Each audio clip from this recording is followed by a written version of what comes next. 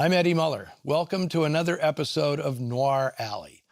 Today's offering is a rarely seen film from a director who played a significant role in the noir movement of the 1940s. Released in England in 1949 as Obsession, it was retitled The Hidden Room for its brief U.S. run in 1950.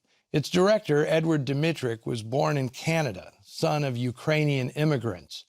After the family moved to Southern California in the 1920s, Dmytryk became a studio messenger while still in high school.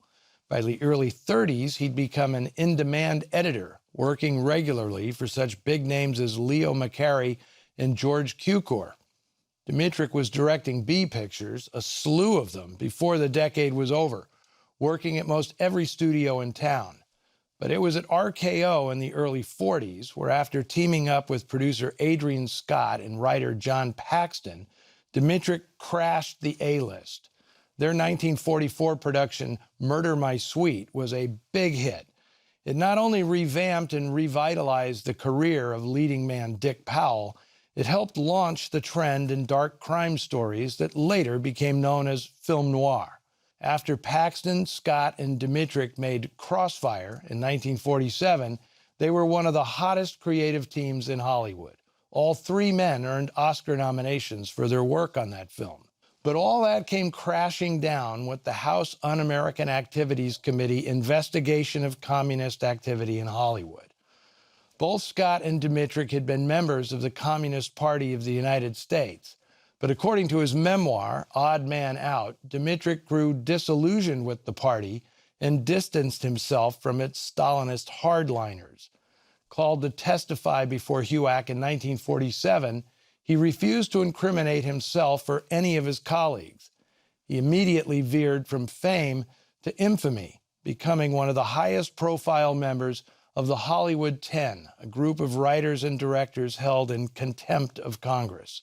In 1948, Dmytryk and his pregnant wife, actress Jean Porter, left the United States for England.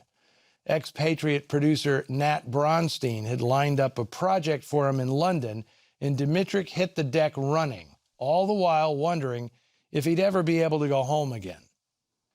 Australian writer Alec Coppell had written a play called A Man About a Dog, a cheeky reference to the way Brits excuse themselves to use the loo. "Pardon me, mate, I got to see a man about a dog."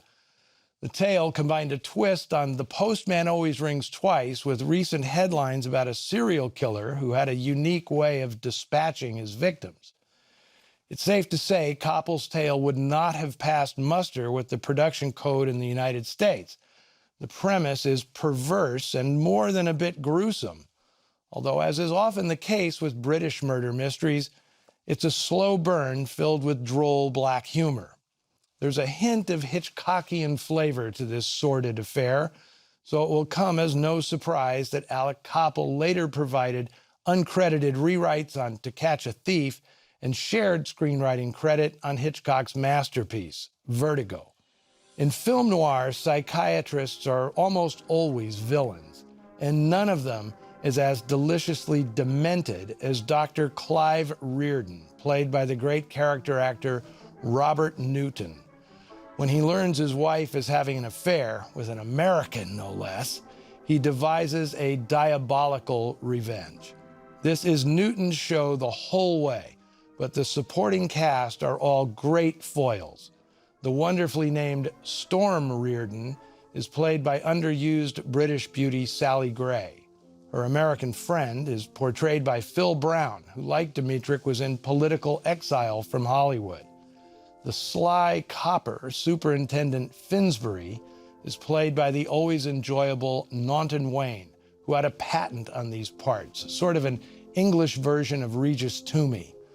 And perhaps most importantly, there's the canine member of the cast, Monty, playing himself, one of the great animal roles in the genre. In his memoirs, Dmytryk barely mentions this film, other than to say he was fortunate to get the work and the much-needed paycheck. Obviously, he had other things on his mind. Regardless, I think it's one of his best. From 1949, here is Obsession, also known as The Hidden Room.